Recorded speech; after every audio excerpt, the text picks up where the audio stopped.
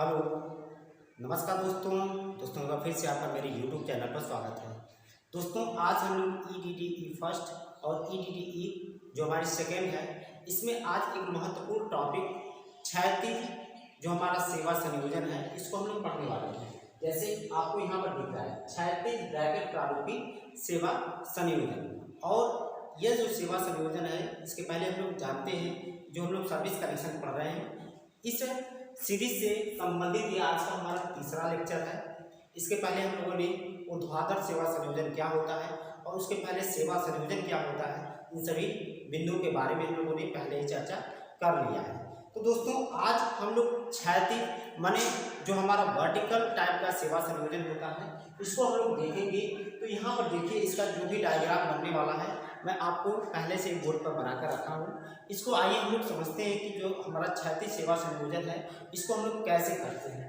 तो दोस्तों सबसे पहले यहाँ पर देखिए, ये जो आपका कोई भवन है और भवन हमारा कैसा होगा, इस तरह का सेवा संयोजन में जो 2 मंजिला भवन होती है या उससे अधिक 3 मंजिला या उससे अधिक के लिए भी हम लोग क्या करते हैं, इस तरह का संयोजन या कनेक्शन हमारे जो कंज्यूमर है उपभोक्ता है उनको हम लोग देने वाले होते हैं। तो यहाँ पर कोई हमारा भवन है और भवन की जो ऊंचाई हो सकती है समांतर 2 मंजिला या 3 मंजिला में हो सकती है। इस भवन का जो हमारा टॉप फ्लोर होगा उससे या जो हमारा 2 मंजिला फ्लोर होगा वहाँ से जहाँ भी हमारी सर्विस लाइन गई होगी उससे कनेक्शन लेने के लिए आपको सिस्टम दिखाया गया है। तो सबसे पहले यहाँ पर देखिए, यहाँ पर हम लोग एक आयरन का एंगल लेते हैं जैसा कि आपको यहाँ पर दिख रहा है, और एक कैसा है टी शेप नुमा टी संरचना नुमा ये क्या है, एक आयरन का एंगल आपको यहाँ पर दिखाई दे रहा है। इस आयरन के एंगल को हम लोग क्या करते हैं, दीवार में आई बोल्ट के द्वारा जाम कर देते हैं या सीमेंट कंक्रीट के द्वारा प्रॉपर अच्छे तरीके से हम लोग क्या कर देते हैं, इसको दीवार में जाम कर देते हैं। जैसे कि आप मान के चलिए कि ये कोई हमारा दीवार है, ये बोर्ड अगर आपको दीवार दिख रहा है तो हमारा जो सिस्टम बनने वाला है दोस्तों मैं आपको बताऊं तो ये आपका मान लीजिए कि मार्कर इस तरह से दीवार में ये ब्लैक वाला हिस्सा दीवार में लगा देंगे और ऐसे हम लोग इसको हम लोग फिट करने वाले हैं, जैसा कि अगर आपको दिखाई दे रहा होगा। अब यहाँ से गली से कोई लाइट जा रही होगी तो यहाँ से सप्लाई हम लोग इसके माध्यम से अपने घर में लेकर आने वाले हैं। इस तरह का ये आपका संयोजन है।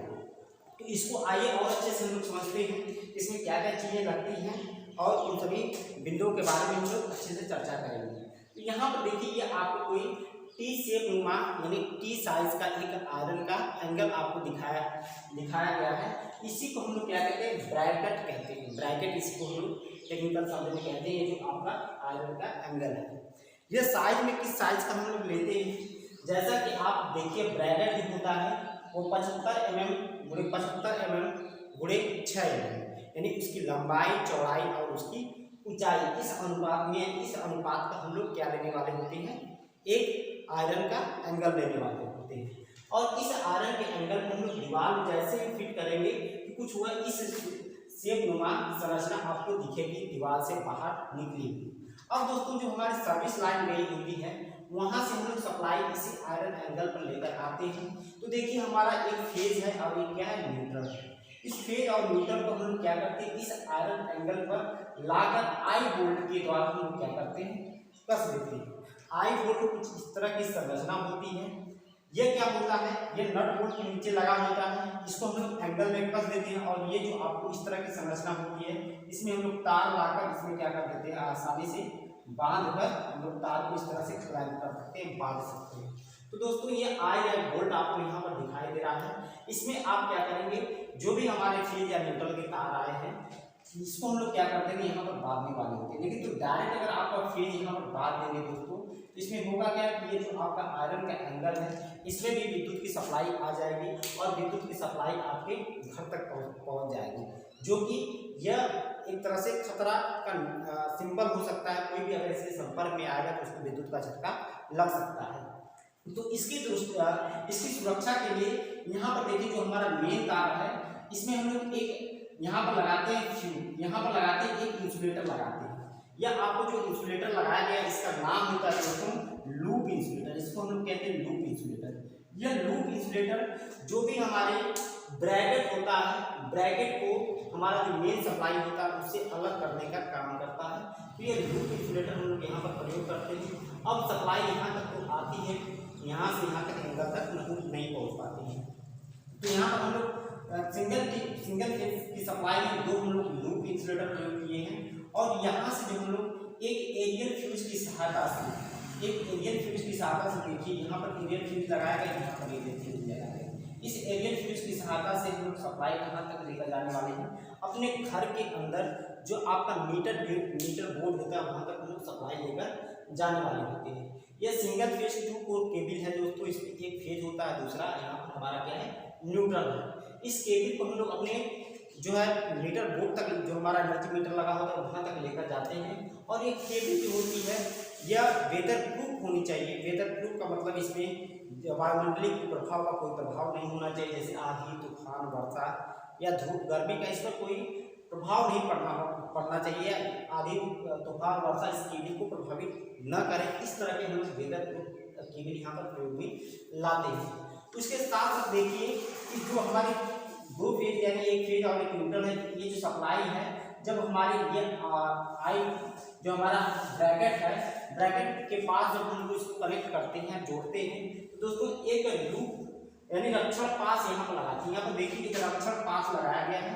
यह रक्षण पास को इस फेज बार से अलग करने के लिए यहाँ पर इंसुलेटर प्रयोग किया गया है, जिसको हम क्या कहते हैं स्प्लिट इंसुलेटर प्रयोग करते हैं, यानी स्प्लिट इंसुलेटर कहते हैं। तो यहाँ पर और यहाँ पर देखिए आपको स्प्लिट इंसुलेटर लगाया गया है। स्प्लिट का मतलब क्या होगा, यहाँ पर अलग करने के लिए, यानी यहाँ पर स्प्लिट इंसुलेटर का प्रयोग किया गया है। और यह रक्षण पास का काम जो होता है, यह एक तरह से जब भी आंधी, तूफान, वर्षा या कोई भी वायुमंडलीय कुप्रभाव की स्थिति में यह आपके जो तार है, जो कंडक्टर है, वो वाइब्रेट करते हैं और वाइब्रेशन को कम करने के लिए हम लोग क्या करते हैं, यहाँ पर रक्षण पास का प्रयोग करते हैं। दोस्तों ये रक्षण पास मदद करता है वाइब्रेशन को कम करने के लिए, और वाइब्रेशन कम होगा तो इसका प्रभाव जो होगा हमारा जो क्षैतिज ब्रैकेट लगाए हैं इस पर कम पड़ने वाला होता है। इसके साथ साथ यहाँ पर जो हमारा एंगल है, इसको दीवार में जैसा कि मैंने आपको बताया कि यहाँ पर सीमेंट कंक्रीट या नट बोल्ट के द्वारा अच्छे से लोग टाइट कर देते हैं कि जो केबल का लोड है, या एक तरह से कह सकते हैं कि जो एंगल का लोड है वह आसानी से वहन कर सके। दूसरा यहाँ पर देखिए एक टेप तार का प्रयोग किया गया। ये जो है इसको दीवार से हम लोग सपोर्ट करने के लिए टेप तार लगाए हैं, जिसको स्टे वायर भी कहते हैं।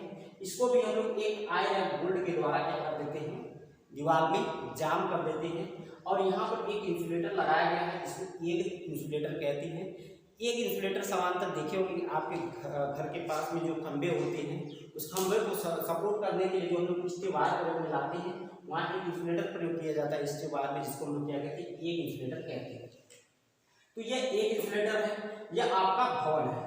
और वहीं पर देखिए एक जानकारी आपको यहाँ पर भी लिखी गई कि ये 2 या 3 से अधिक मंजिल भवन के लिए हम लोग क्या करते हैं, क्षैतिज प्रारूपी हम लोग सेवा संयोजन का प्रयोग करते हैं। बहुत कठिन नहीं है दोस्तों, बहुत आसान है। यह इसको बनाने के लिए आपको क्या करना है, एक 2 शेप का हम लोग एक एंगल इस तरह से प्रयोग में लाने वाले हैं और दूसरा हमारा एंगल इस तरह से प्रयोग में लाएंगे। अब इस एंगल को हम लोग क्या कर देंगे, जो भी भवन की दीवार होगी उसको उस पर हम लोग क्या कर देंगे, लगा देने वाले हैं, फिट कर देने वाले हैं। और इसी पर हम लोग क्या करेंगे, जो हमारा आयरन बोल्ट है उसकी सहायता से हम लोग सप्लाई लेकर आएंगे। और यह सिंगल फेज के लिए दिखाया गया है। इसी तरह से 3 फेज में भी आप सिस्टम बना सकते हैं। अगर 3 फेज में बनाएंगे दोस्तों तो ये आपका 3 फेज होने वाला है, एक न्यूट्रल होने वाला है। अगर मान लीजिए कि अर्थ वायर भी लेकर आएंगे तो अर्थ वायर को भी लेकर आ सकते हैं।